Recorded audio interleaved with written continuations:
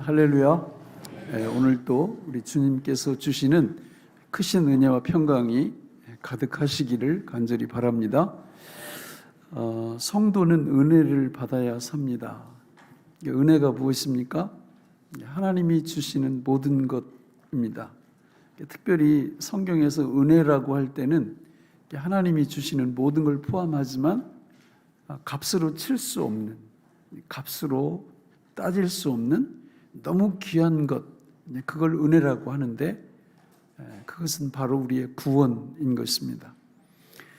성도가 예수 믿고 구원받고 한평생 살아가면서 뭘 늘 깨달아가느냐면 구원의 은혜를 깨달아가는 겁니다. 사실은 잘 몰라요. 우리가 구원의 은혜가 얼마나 깊고 풍성하고 영광스러운 건지를. 신앙생활을 쭉 해나가면서 그거를 늘 이렇게 배우는 거죠. 또 체험하는 거고 또 그것을 경험하며 누리는 것입니다. 그 하나님의 은혜라고 얘기할 때 성경에는 은혜의 수단 세 가지를 말씀합니다. 바로 뭐예요? 말씀, 기도, 성례. 성례는 지난주에 베풀었던 세례와 오늘 우리가 시행하는 성찬을 뜻합니다. 우리가 구원받았다고 얘기할 때 그것을 점검하고 테스트해 볼 수 있습니다. 내 구원이 진짜 백인가? 아니면 그냥 내 입술로만 내가 구원받았다고 되뇌이는 사람인가? 뭘 보면 알 수 있어요? 그 세 가지를 보면 알 수 있습니다. 말씀의 사람이 되는 거예요. 말씀을 늘 가까이 하고 읽고 또 말씀이 선포되는 이 자리에 늘 참여하고 또 기도를 보면 알 수 있습니다. 기도의 사람이 되는 거죠. 늘 하나님 앞에 기도하고 시간을 정해놓고 기도하고 또 무시로 기도하고 쉬지 말고 기도하고 이러면서 그 구원을 우리가 경험하고 누리는 것입니다. 그러니까 우리의 생애 속에 기도가 없다면 의심해 보셔야 됩니다. 나중에 땅을 치고 통곡할 수 있습니다. 기도의 삶은 은혜의 수단이고 하나님께서 주시는 은혜를 경험하는 너무 소중한 수단입니다. 이 기도는 하나님께서 우리에게 구원의 은혜도 베푸시지만 우리가 구원 받았는지 안 받았는지를 경험하고 테스트하는 소중한 시간이 되는 거죠. 성례도 마찬가지입니다. 우리가 하나님 앞에서 성례에 누가 참여합니까? 반드시 세례 교인이 참여합니다. 세례를 받을 때 우리는 구원에 대한 질의응답을 받죠. 응답을 하죠. 우리가 구원이 확실한지 예수 그리스도를 주님으로 믿는지 안 믿는지 이걸 묻습니다. 그리고 그게 합격을 하면 세례를 베풀고 세례 받은 사람만 이 성찬에 참여할 수 있게 되는 거죠. 그런데 교회에서 행하는 성찬은 원래 매주일 성찬을 베풀게 되어 있습니다. 여러분 매주일 그래서 교회에 오시는 거예요. 만약에 내가 주일 성수를 제대로 하지 않는다면 또 성찬 예식에 제대로 참여하지 않는다면 우리는 구원 백성이라 할 수가 없습니다. 그걸 경험해 보는 거예요. 예수님의 살과 피에 대해서 오늘 말씀을 나눌 건데 이 말씀을 들으면 더 분명해질 것입니다. 여러분 먼저 예수님의 살에 대해서 우리가 한번 알아보겠습니다. 여러분 성경에는 이 예수님의 살을 오늘 본문에 보면 예수님께서 우리에게 뭘로 주고 계시죠? 양식으로 주고 계십니다. 이 살을 양식, 그러니까 우리가 양식, 한국말로 하면 뭐예요? 밥이죠, 밥. 서양 사람들은 뭐 빵이라고 할 수도 있고요. 빵과 밥이 바로 우리의 양식입니다. 성경에 보면 이 양식에 대한 그 용도, 목적 이런 것들이 나오는데 세 가지로 나옵니다. 첫 번째는 양식은 그야말로 우리 몸에 영양분을 제공해주는 역할을 합니다. 우리 밥을 안 먹으면 살 수가 없어요. 그렇죠? 이렇게 안 먹어도 사는 분들이 많이 계시고, 이렇게 자꾸 몸이 이렇게 부르셔가지고, 빼야 돼.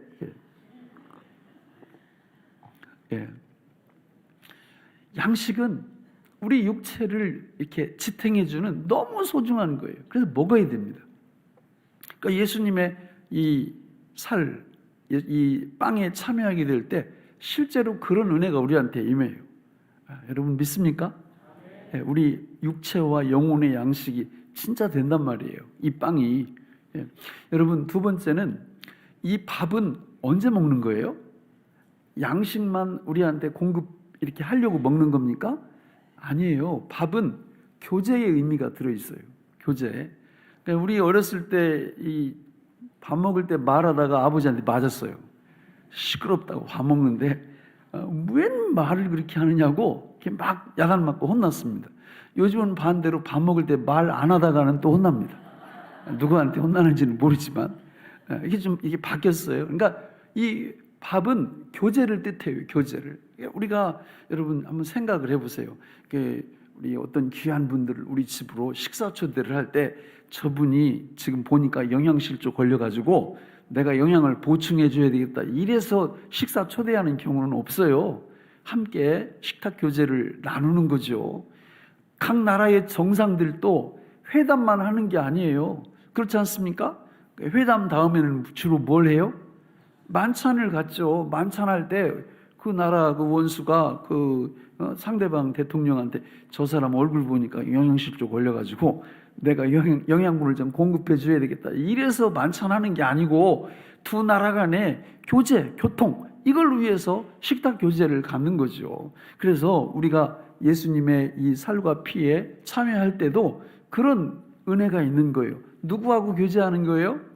하나님 아버지하고 성삼위 하나님과 우리가 교제하는 거 여기 참여할 때 이게 얼마나 중요한지 몰라요. 이런 교제가 딱 이렇게 이루어지면서 수직적인 교제가 이루어지면 수평적인 교제도 이루어지는 거죠. 그래서 우리 주변에 우리 가정 속에서도 그런 교제가 계속 이어져야 되고요. 그죠? 교회 우리 성도들 간의 교제도 이어져야 되고 내 직장에서 사업 동료들, 직장 동료들과의 이 좋은 교제도 이루어지는 거죠. 만약에 나는 그런 게 아니다. 하나님과 교제는 되는데 이웃과의 교제는 안 된다. 그럴 때 어떻게 하는 거예요? 바로 회개하는 것입니다. 그러니까 매주일 여기 나와서 하나님 앞에 회개할 때 그런 걸 회개하는 거예요. 하나님과의 관계는 내가 정상적인 것 같은데 이웃과의 관계는 정상이 아니다 할 때 성찬에 참여하면서 회개하고 그것을 회복하는 놀라운 계기로 삼게 되는 것입니다. 마지막 세 번째는 화해의 의미가 있어요. 화해. 여러분, 우리가 이제 우리 아이들 이렇게 조금 머리 큰 아이들 집에서 막 혼내면 애들이 어떻게 해요? 지방으로 들어가면서 문을 콱 닫고 들어가죠. 그죠? 근데 부모도 화가 잔뜩 나 있어. 근데 10분 후에, 20분 후에 밥을 먹게 생겼어요. 그러니까 밥을 차려놓고 부모가 아이 부릅니까? 안 부릅니까? 안 불러요. 아직 화가 안 풀린 거죠. 그러니까 이게 금방 차려놓고는 안 먹든지 말든지 마음대로 해라. 그리고 자기들만 먹고 만단 말이죠. 그런데 야단친 지가 한 서너 시간 지났어요. 그 방에 들어가 있는데 밥상을 딱 차려놨어요. 그때 부릅니까? 안 부릅니까? 대부분 부르죠. 그 얘기는 뭐예요? 지금 내가 너 야단치고 그랬지만 우리의 관계가 이제는 오해도 풀렸고 할 말도 했고 그러니까 화해가 됐다. 이래서 불러내는 거죠. 성경에도 이런 게 많아요. 여러분 다윗하고 사울하고 이렇게 앙숙이었잖아요. 사울이 다윗을 죽이려고 10년을 따라다녔다고 10년을. 근데 나중에 결국은 사울은 하나님의 심판을 받아서 다 그 가문이 다 망해요. 다 죽어요. 전쟁터에서. 근데 다윗이 나중에 왕이 된 후에 누구를 찾아내느냐면 자기하고 절친이었던 사울 왕의 아들이었던 요나단의 아들인 무비보셋을 찾아냅니다. 그래가지고 그 무비보셋을 데려다가 자기 상에 앉혀서 자기하고 같이 먹어요. 그 얘기는 뭐예요? 나는 사울 왕조에 대해서 더 이상 억한 심정이 없다. 그분이 나한테 굉장히 힘들게 했지만 나는 이미 다 풀었다. 이거를 선언하는 행동이 그 손주를 데려다가 자기 식탁에 앉히는 행동이라 그 말이죠. 그래서 이 밥을 먹는다라는 것은 이 세 가지 의미를 갖고 있는 거예요. 첫째는 뭐라고요? 실제로 양식이 되고, 둘째로는 교제가 되고, 세 번째는 화해의 의미가 있는 것입니다. 여러분, 우리가 성찬에 참여할 때 주님을 기념하라 이렇게 말씀하거든요. 그러니까 주님의 살을 기념할 때는 이 세 가지를 머릿속에 넣고 이따가 빵을 드시는 거예요. 이게 내가 먹을 때 내 육신과 영혼의 실제적인 양식이 되는구나. 두 번째는 하나님과 나와의 관계에 있어서 교제가 회복이 되는구나. 세 번째는 하나님과 나 사이에 잘못한 죄로 여러 가지 율법으로 깨졌던 관계가 다시 화해의 과정을 밟는구나. 이걸 확인하면서 기념하면서 여기 참여를 하는 것입니다. 그럴 때 하나님의 은혜가 임하는 거죠.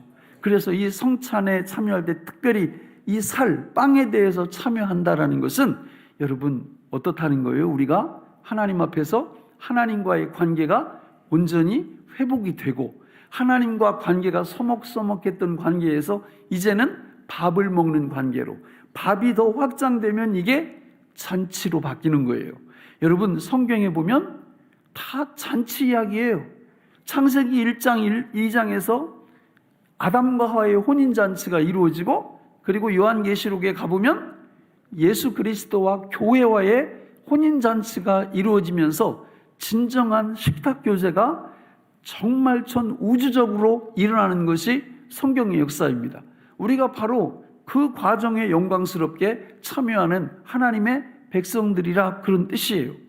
그런데 여러분, 많은 분들이 세례를 받고 구원을 받았다고 하는 분들이 성찬에 참여를 안 하는 거예요.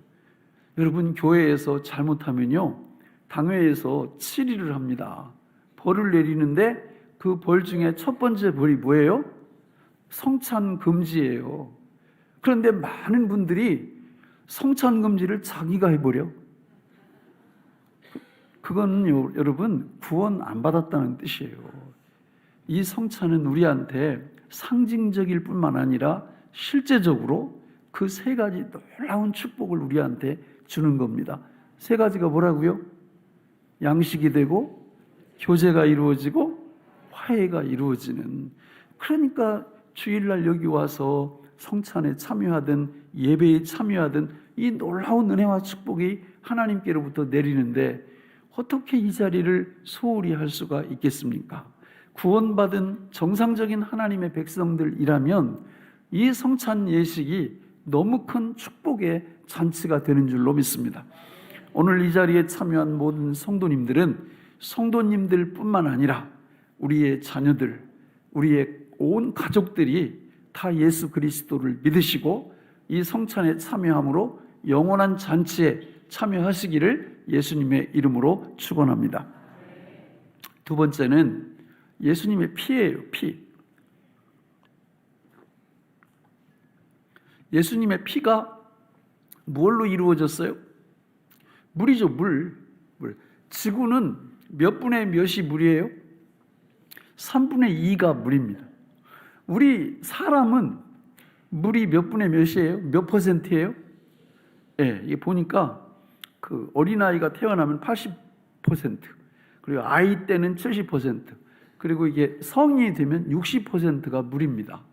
그러니까 우리 이 몸이 무슨 통이에요? 그러니까 물통이에요, 물통. 그렇다고 또 예배 끝나고 야 김물통 뭐 이렇게 하지 마시고, 그게 뭐 물로 돼 있어요, 물로. 이 물이 너무 소중한데 예수님께서 당신의 물을 통해서, 당신의 피를 통해서 우리한테, 물은 뭐예요? 생명이잖아요. 생명을 주시는 거예요. 성경에 보면 성찬을 나눌 때 이 물, 피에 대해서 다른 용어로 얘기해요. 뭘로 얘기해요? 바로 술 마실 때 어디다 마셔요? 잔에다 마시잖아요. 잔이라 그래요. 잔. 그래서 이 잔을 마시는 자마다. 예수님의 피를 나눌 때는 이 잔을 받는 자마다. 이렇게 얘기합니다. 성경에 보면 이 잔이 두 종류가 나옵니다. 하나는 축복의 잔, 하나는 저주의 잔. 이렇게 나와요.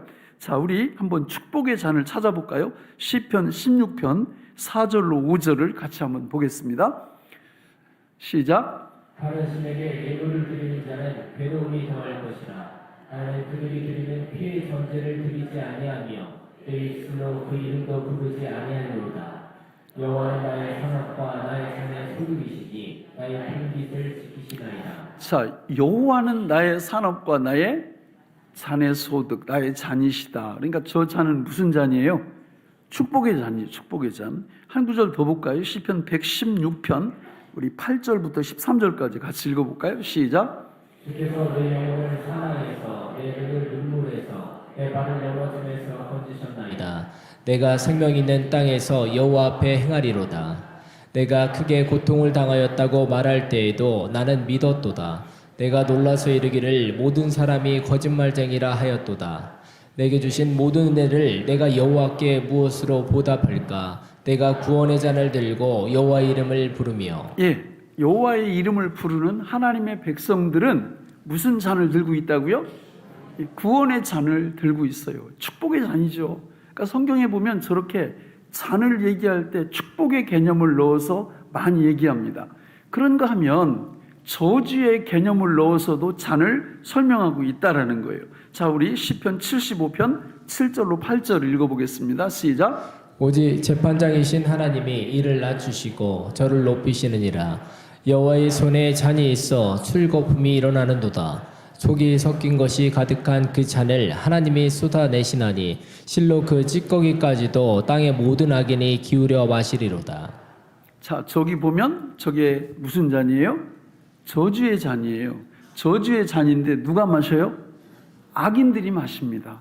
성도인 우리는 저 저주의 잔을 마시지 않는 거죠. 한 구절 더 볼까요? 이사야 51장 17절 그리고 22절 23절 읽겠습니다. 시작. 여호와의 손에서 그의 분노의 잔을 마신 예루살렘이여 깰지어다 일어설지어다. 내가 이미 비틀거름 치게 하는 큰 잔을 마셔 다 비웠도다. 내 주 여호와 그의 백성의 억울함을 풀어주시는 내 하나님이 이같이 말씀하시되 보라 내가 비틀거름 치게 하는 잔 곧 나의 분노의 큰 잔을 내 손에서 거두어서 내가 다시는 마시지 못하게 하고 그 잔을 너를 괴롭게 하던 자들의 손에 두리라. 그들은 일찍이 내게 이르기를 엎드리라 우리가 넘어가리라 하던 자들이라.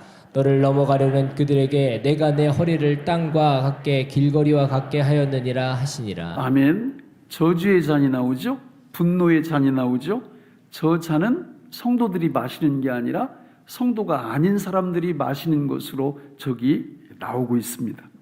그러니까 이 땅 위에 사는 사람들은요, 하나님이 주시는 두 잔 중에 하나를 마시게 돼 있어요. 어떤 분들은 축복의 잔을 마시고 어떤 분들은 저주의 잔, 진노의 잔을 마시게 되어 있습니다. 자, 그런데 여러분, 우리 예수님도 저 둘 중에 하나를 마셔요. 예수님이 마시는 잔은 저주의 잔이었을까요? 축복의 잔이었을까요? 자, 여러분, 마태복음 26장 39절, 26장 42절을 이어서 읽어보겠습니다. 예수님이 마신 잔이 나와요. 시작. 조금 나아가서 얼굴을 땅에 대시고 엎드려 기도하여 이르시되 내 아버지여 만일 할 만하시거든 이 잔을 내게서 지나가게 하옵소서. 그러나 나의 원대로 마시옵고 아버지의 원대로 하옵소서 하시고 다시 두 번째 나아가 기도하여 이르시되 내 아버지여 만일 내가 마시지 않고는 이 잔이 내게서 지나갈 수 없거든 아버지의 원대로 되시기를 원하나이다 하시고.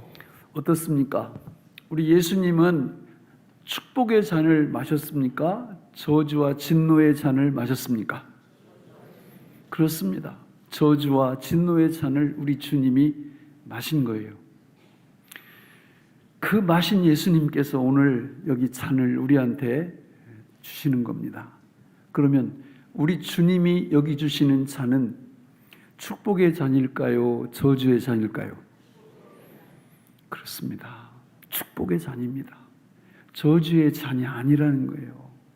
그러니까 여기 나와서 이걸 먹는 분들은 다 축복의 잔을 받는 거예요. 그럼 여기 안 오는 분들은요?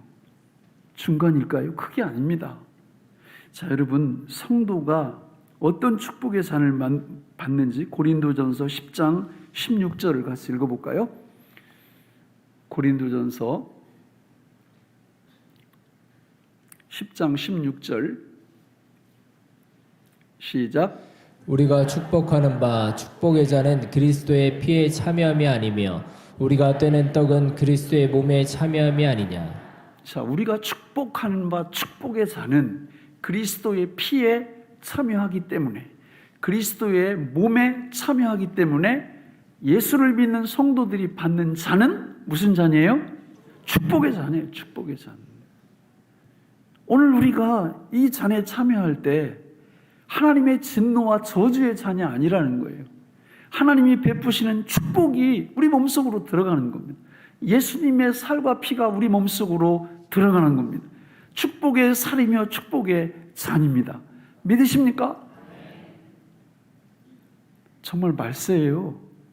주님 오실 날이 너무 이렇게 임박하고 있다는 게 너무 많이 느껴지지 않으세요?